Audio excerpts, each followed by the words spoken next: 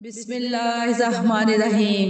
ایک دفعہ کا ذکر ہے کہ ایک شخص بہت نادار اور مفلس تھا۔ اس کے گھر میں کئی روز سے فاقہ تھا۔ وہ پریشان شخص اپنے گھر سے ایک رسی لے کر بازار فروخت کرنے کے لیے نکلا تاکہ اس کو بازار میں بیچ کر اپنی بھوک مٹانے کا بندوبست کر سکے۔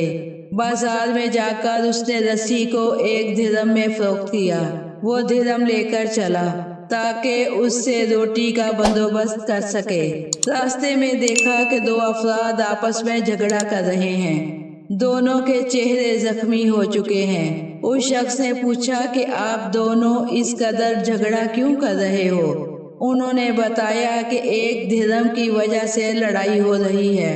اس نے کہا کہ جھگڑا ختم کرو، آپس میں صلح کرو، 1 درہم میں تمہیں دے رہا ہوں۔ وہ شخص آگے بڑھا اور اس نے 1 درہم ان کو دے دیا۔ جھگڑا ختم ہو گیا اور ان دونوں میں صلح کروا دی۔ وہ شخص خالی ہاتھ گھر واپس آیا اور اپنی زوجہ کو سارا ماجرا بیان کیا۔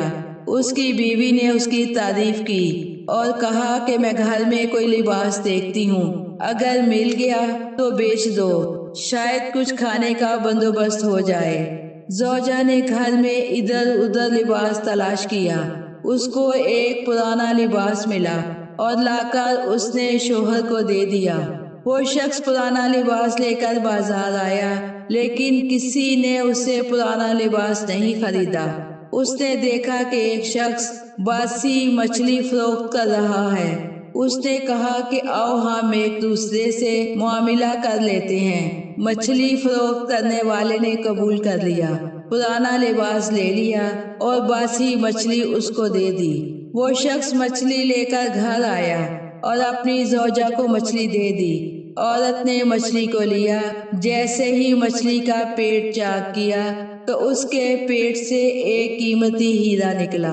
اس نے وہ قیمتی ہیرا بازار لے جا کر فروخت کر دیا اور جب گھر واپس پلٹا، جیسے ہی وہ شخص گھر میں داخل ہوا، ایک فقیر نے آواز دی، جو کچھ تمہیں خدا نے دیا ہے اس میں سے مجھے کچھ عطا کرو۔ اس شخص نے تمام پیسے فقیر کے آگے کر دیے اور کہا جتنی مقدار میں لینا چاہو اس میں سے لے لو۔ فقیر نے کچھ پیسے لیے اور چند قدم آگے بڑھ کر واپس پلٹا اور کہا اے شخص، میں فقیر نہیں ہوں، میں خدا کا بھیجا ہوا فرشتہ ہوں۔ خدا نے مجھے تمہارے پاس اس لیے بھیجا ہے تاکہ تمہیں یہ بات بتا دوں کہ تم نے جو احسان کیا تھا اور ان 2 افراد کے درمیان صلح کروائی تھی، یہ احسان اور صلح کرانے کا نتیجہ وسیلہ ہے یہ سب۔ حضرت علی علیہ السلام ارشاد فرماتے ہیں، جو شخص 2 افراد کے درمیان صلح و دوستی کرانے کے لیے قدم اٹھائے گا تو اس کا یہ قدم اٹھانا درہم و دینار صدقہ دینے سے بہتر ہے۔ اور نبی اکرم صلی اللہ علیہ وآلہ وسلم ارشاد فرماتے ہیں کہ لوگوں کے درمیان صلح کرانا نافلہ نماز و روزہ سے افضل ہے۔